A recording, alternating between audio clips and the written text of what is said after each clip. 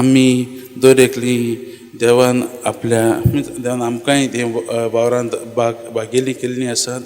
आमी आमच्या जिवितांतल्यान दुसऱ्यांक जेजूच्या राजाचे परगटणार जावंक आमकां आपयल्लीं आसा. आनी आयची तिनी वचपां आमकां हेंच शिकयतात. म्हज्या भावान भयणो, आमी दोळ्यान दुसऱ्यांचो आदार करून आमच्या जिवितांतल्यान बऱ्यो कुरण्यो करून बरें उतरांनी आमी दुसऱ्यांक एक बरवशाचे परगटणार जावंक आमकां आपयल्ले आसात. तेच परी आयज जेन्ना आमी ह्या वाचपाचें नियाळ करता आसतना आयचे हो सेवा धर्माचो विशय धरून आमी आमच्या जिवितांत नियाळ करुया. म्हणजे तो बरवशाचे परगटणार जावंक.